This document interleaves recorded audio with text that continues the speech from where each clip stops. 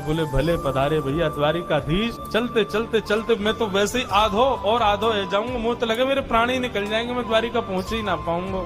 अब लाला तू वैसे तो हमारे हृदय में बैठो है, चल के तो हम पता ना कब पहुंचेंगे, लेकिन लाला तेरी अगर इच्छा हो तो तू ही बुला ले अपने। और ऐसा कह के सुदामा जी वहीं एक वृक्ष के नीचे लेट गए। जैसे ही लेटे थोड़ी बहुत देर में ही उनको थोड़ी ध्वनि सुनाई देने लगी। नेत्र खोल करके देखा, सोने की नगरी है, चारों ओर जय श्री कृष्ण जय श्री कृष्ण जय श्री कृष्ण नाम की ध्वनि आ रही है। सुदामा जी महाराज थोड़े प्रसन्न हो गए, बोले भैया ये कौन सी नगरी है? किसी व्यक्ति से पूछा ये कौन सी नगरी है? बोले भगवान ये द्वारिकापुरी। मेरे कृष्ण मित्र की नगरी द्वारिका?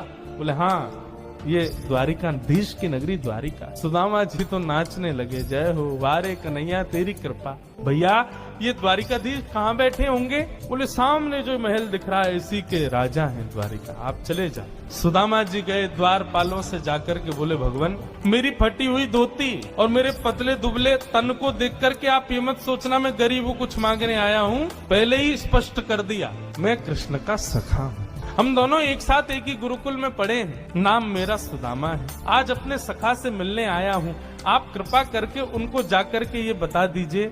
और सुनिए, यदि वो बहुत व्यस्त हो तो उनको परेशान मत करो, आपके इतने बड़े महल में कोई खिड़की हो वहां से मुझको उनका दर्शन करा दो, मैं तो केवल उनको देखने आया हूँ। द्वारपालों ने बंधुओं ससम्मान सुदामा जी को बिठाया। कहा महाराज द्वारिकाधीश प्रसाद पा रहे हैं, हम फिर भी निवेदन कर देते हैं। भीतर जाके द्वारपालों ने जैसे ही बताया द्वार पर आपके सखा आए हैं, बचपन के मित्र हैं, नाम उन्होंने सुदामा बताया है। सुदामा नाम सुनते ही भगवान खा रहे थे, खाते खाते रुक गए। बोले क्या नाम बताया? बोले सुदामा। मेरे बचपन के सखा सुदामा आए हैं बाहर? बोले हाँ नाथ सुदामा जी आए। आप प्रसाद पा लीजिए, हमने उनको कह दिया है आप जब निवृत्त हो जाएंगे तब दर्शन कराएं। भगवान बोले प्रसाद ये आवश्यक है, मेरे मित्र आए सखाएं बाहर खड़े, तुम उनको बाहर ही छोड़ के आ गए। भगवान आज पहली बार बीच प्रसाद से उठ गए, दौड़े। महामंत्री सेनापति पत्नियां सब दौड़ रही हैं, ऐसा कौन आ गया जिसके लिए भोजन छोड़ के भागे?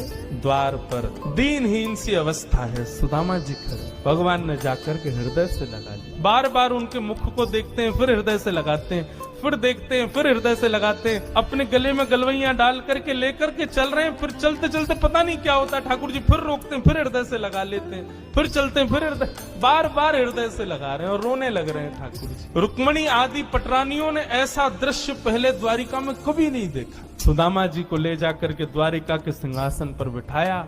भगवान ने अपने नेत्र के अश्रुओं से सुदामा जी के चरणों को धोया और संपूर्ण जल द्वारिका के चारों दिशाओं में छिड़क दिया। बोले हमारी द्वारिका पवित्र हो जाएगी। सुदामा जी के